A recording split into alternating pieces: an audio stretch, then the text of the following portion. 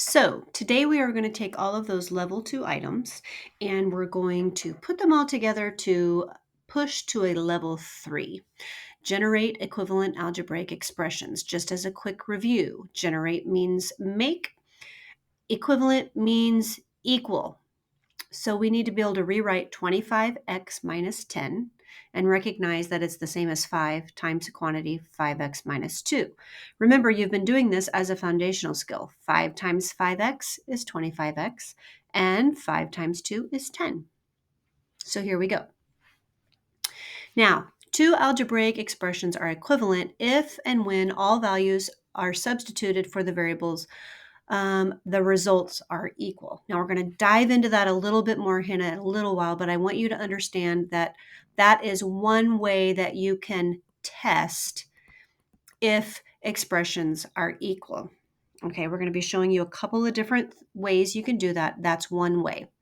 The first thing that I want to talk to you about is things like the associative property.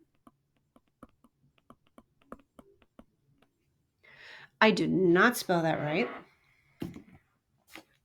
Goodness gracious. Good thing Mrs. Canupp doesn't get in trouble for misspelling things. Let me erase part of that. Sorry about that. Associative. So it's Associative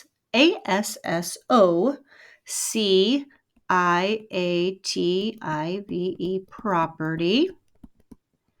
Years ago, I had to take a test over how to spell these. You can tell it didn't stick. And then we have the commutative property. Okay. Now, these are a few more vocabulary words. I don't know that anybody's just going to come out and ask you exactly what they are, but I think we need to understand what they are and what it means to what we're doing right now. Okay. So what we're going to be thinking about is we can take this expression and we can write it in different ways. For example, I can take 4 and say maybe that's 2 times 2 plus 23. I could maybe take it and say 4 plus 23. Oops. Goodness. 4 plus 23. 4 plus 20 plus 3. Okay. Would it be the same thing if I said 3 plus 23 plus 4? Yes, it would, and that's because of the commutative property. I am kind of just looking it up verbatim here because I don't want to misspeak. The commutative property, which says changing the order does not change the result. Now, this works sometimes, but not all the time. Okay, for instance, I took addition here and I switched the order and I'm going to get the same answer. Okay, now I could switch and say 23 plus 2 times 2, that's going to work. But if I said 2 times 23 plus 2, that's not going to work. Okay, let's take a look at the second one. This is another time that you can't just change the order. I cannot change and get 5 minus 25. That's not going to give me the same answer. So the commutative property works with addition and multiplication, not with division and subtraction. Okay. If I had 5 times 3, that's the same thing as 3 times 5. Okay, that's because the commutative property says with addition and subtraction, you can change the order. Addition and multiplication, you can change the order and get the same answer. They do not work with subtraction and then down here when we get to division. Okay, if I take 15 divided by 5, that's not the same thing as 5 divided by 15. It does not work. Okay. Now, on this one, I'm going to talk to you about the associative property. That word I could not spell. I could rewrite this and say that could be 2 times 2y plus 10. Okay. I could also rewrite it as 4y plus 5 plus 5. Okay. Now, let's put those together. And if I said 2 times 2y plus 5 plus 5, okay, I could put this in parentheses. Okay, going to get the same answer. Okay, I could move the parentheses over here, going to get the same answer. Okay, if up here in 3 plus 23 plus 4, I could put the parentheses here, I'm going to get the same answer. Or I could put the parentheses here and get the same answer. So these are all different ways that we could actually rewrite these. And they are equivalent. On this one, we want to talk about that division. Right away, when I see a fraction bar and I'm working with math, I am going to write it as division. That helps me understand what kind of math I need to do. So in between here, I see multiplication, and here I see division. So primarily we see division listed with a fraction bar, like 1/2 is the same as 1 divided by 2, or we see the actual division sign. Okay.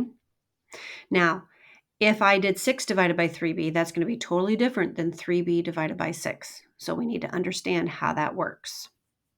Okay. We wrote a lot of different equivalent expressions already. Okay. For instance, is this equivalent? Is 20 equivalent to 25 minus 5? Yes, it is. It can be that simple. Let's take a closer look. We are going to rearrange these formulas and to find equivalent expressions. So we're thinking about fact families. So if I know that 30 equals 5 times 6, because of that commutative property that I talked about on the other slide, I know that 6 times 5 is 30. That's an equivalent expression. When I think of fact families, I have 2 multiplication. Now I can do the opposite and divide. And then my last fact family will be reversing those numbers. So if I know 5 times 6 is 30, I also know 6 times 5 is 30. I know 30 divided by 5 is 6, and I know 30 divided by 6 is 5. We can apply these principles to a formula. This is an area formula for a parallelogram, a rectangle, a square, any of those. Okay. And I can do the same thing. Well, remember what's happening here is multiplication. So the area could also be found if I take the height times the base. I'm going to get the same answer because of that commutative property. If I have 2 multiplications, then I can mimic or copy these division. That means the area divided by the height is going to equal the base, and the area divided by the base is going to equal the height. Okay, these are important concepts to push us forward. Now, we are going to expand writing equivalent expressions, and then you're going to come up with another one. This can be as easy or hard as you want on the left-hand side. The right-hand side is very specific with what we're going to do, so I'll show you that. I'm going to do a couple on the left. You're going to want to pause and finish the left. Then I'm going to do a couple on the right. You're going to want to pause and finish what's on the right. Here we go. The first thing that I notice with these parentheses is I'm going to think about just doing what we were doing and writing this using multiplication and distributing. So I'm thinking about using the distributive property and saying 5 times x is 5x. I have plus, and 5 times 3 is 15. That's one way I can write it. Now, another way, the sky's kind of the limit. I'm going to choose to take 15 and rewrite it as 3 times 5. Still equivalent. Could I put an addition statement there? Sure can. 10 plus 5. Okay. Same thing here. I'm going to go ahead and start with multiplying this out. So 3 times 8 is 24. I leave the n. 3 times 3 is 9, and that one has an m. Okay.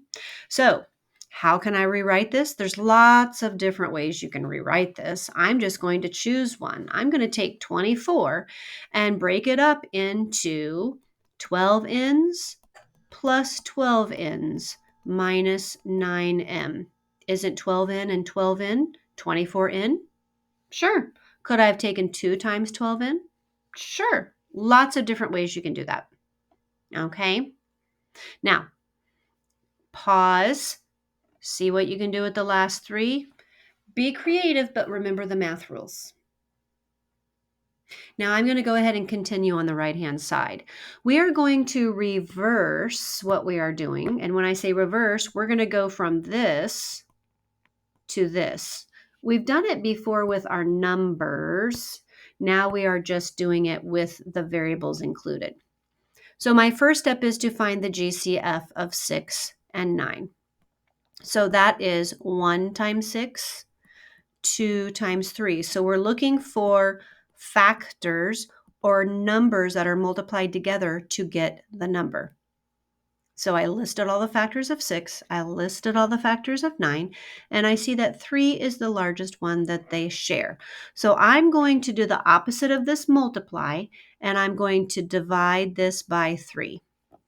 I put the 3 on the outside of the parentheses, and 6 divided by 3 goes first. 9 divided by 3, don't forget the z, goes second, and you are done. Let me walk you through another one. I'm going to find the GCF of 8 and 6.